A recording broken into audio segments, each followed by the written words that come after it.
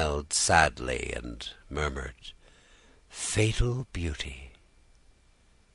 She raised her eyes to the sky. At that moment there was in her eyes an indefinable expression of horror, so startling, so intense, that Sarrasine shuddered. "Signor Frenchman," she continued, "forget forever a moment's madness. I esteem you, but as for love, do not ask me for that. That sentiment is suffocated in my heart. I have no heart," she cried, weeping bitterly. "The stage on which you saw me, the applause, the music, the renown to which I am condemned, those are my life. I have no other. A few hours hence you will no longer look upon me with the same eyes. The woman you love will be dead." The sculptor did not reply. He was seized with a dull rage which contracted his heart. He could do nothing but gaze at that extraordinary woman with inflamed, burning eyes. That feeble voice, La Zambinella's attitude, manners, and gestures, instinct with dejection, melancholy, and discouragement, reawakened in his soul all the treasures of passion. Each word was a spur. At that moment they arrived at Frascati. When the artist held out his arms to help his mistress to alight, he felt that she trembled from head to foot. "What is the matter? You would kill me," he cried, seeing that she turned pale, "if you should suffer the slightest pain of which I am even innocently the cause." "A snake," she said, pointing to a reptile which was gliding along the edge of a ditch. "I am afraid of the disgusting creatures." Sarrasine crushed the snake's head with a blow of his foot. "How could you dare to do it?" said La Zambinella, gazing at the dead reptile with visible terror. "Ah!" said the artist with a smile. "Would you venture to say now that you are not a woman?" They joined their companions, and walked through the woods of Villa Ludovisi, which at that time belonged to Cardinal Cicognara. The morning passed all too swiftly for the amorous sculptor, but it was crowded with incidents which laid bare to him the coquetry, the weakness, the daintiness of that pliant, inert soul. She was a true woman, with her sudden terrors, her unreasoning caprices, her instinctive worries, her causeless audacity, her bravado, and her fascinating delicacy of feeling. At one time, as the merry little party of singers ventured out into the open country, they saw at some distance a number of men armed to the teeth, whose costume was by no means reassuring. At the words, "Those are brigands," they all quickened their pace in order to reach the shelter of the wall enclosing the cardinal's villa. At that critical moment, Sarrasine saw from La Zambinella's manner that she no longer had the strength to walk. He took her in his arms and carried her for some distance, running. When he was within call of a vineyard near by, he set his mistress down. "Tell me," he said, "why is it that this extreme weakness, which in another woman would be hideous, would disgust me, so that the slightest indication of it would be enough to destroy my love? Why is it that in you it pleases me, fascinates me? Oh, how I love you! All your faults, your frights, your petty foibles add an indescribable charm to your character. I feel that I should detest a Sappho, a strong, courageous woman overflowing with energy and passion. Oh, sweet and fragile creature, how couldst thou be otherwise?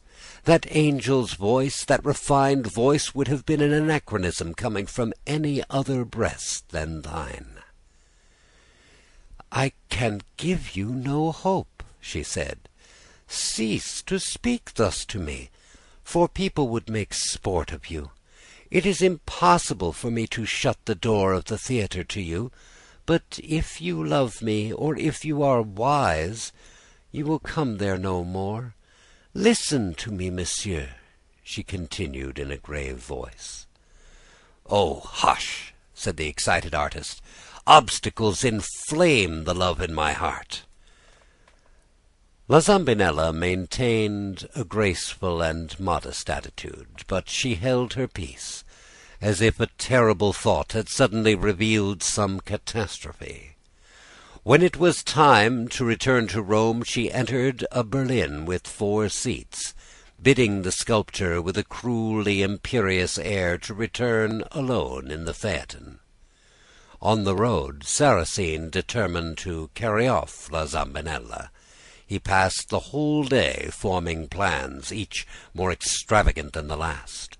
At nightfall, as he was going out to inquire of somebody where his mistress lived, he met one of his fellow artists at the door. "My dear fellow," he said, "I am sent by our ambassador to invite you to come to the embassy this evening. He gives a magnificent concert, and when I tell you that La Zambinella will be there—" "Zambinella!" cried Sarrasine, thrown into delirium by that name. "I am mad in love with her." "You are like everybody else," replied his comrade. "But if you are friends of mine, you and Vienne and Lauterbourg and Allegrain, you will lend me your assistance for a coup de main after the entertainment, will you not?" asked Sarrasine. "There's no cardinal to be killed, no?" No, said Sarrasine. "I ask nothing of you that men of honor may not do." In a few moments the sculptor laid all his plans to assure the success of the enterprise. He was one of the last to arrive at the ambassador's, but he went thither in a travelling carriage drawn by 4 stout horses, and driven by the most skilful vetturini in Rome. The ambassador's palace was full of people. Not without difficulty did the sculptor, whom nobody knew, make his way to the salon where La Zambinella was singing at that moment. "It must be in deference to all the cardinals, bishops, and abbés who are here," said Sarrasine, "that she is dressed as a man, that she has curly hair, which she wears in a bag, and that she has a sword at her side." "She? What she?" rejoined the old nobleman whom Sarrasine addressed. "La Zambinella." "La Zambinella!" echoed the Roman prince. "Are you jesting? Whence have you come? Did a woman ever appear in a Roman theatre? And did you not know what sort of creatures play female artists within the domains of the Pope?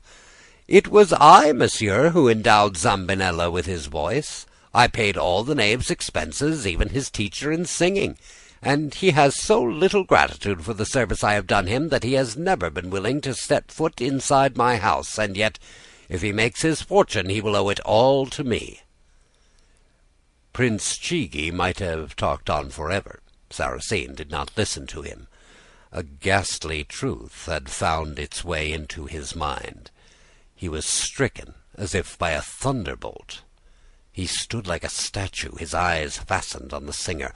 His flaming glance exerted a sort of magnetic influence on Zambinella, for he turned his eyes at last in Sarrasine's direction, and his divine voice faltered. He trembled.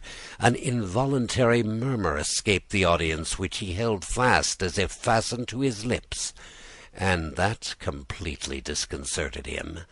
He stopped in the middle of the aria he was singing and sat down. Cardinal Cicognara, who had watched from the corner of his eye the direction of his protégé's glance, saw the Frenchman. He leaned toward one of his ecclesiastical aides-de-camp and apparently asked the sculptor's name. When he had obtained the reply he desired, he scrutinized the artist with great attention and gave orders to an abbé, who instantly disappeared. Meanwhile, Zambinella, having recovered his self-possession, resumed the aria he had so capriciously broken off, but he sung badly and refused, despite all the persistent appeals showered upon him, to sing anything else. It was the first time he had exhibited that humorsome tyranny which, at a later date, contributed no less to his celebrity than his talent and his vast fortune, which was said to be due to his beauty as much to his voice. "It's a woman," said Sarrasine, thinking that no one could overhear him. "There's some secret intrigue beneath all this. Cardinal Cicognara is hoodwinking the Pope and the whole city of Rome."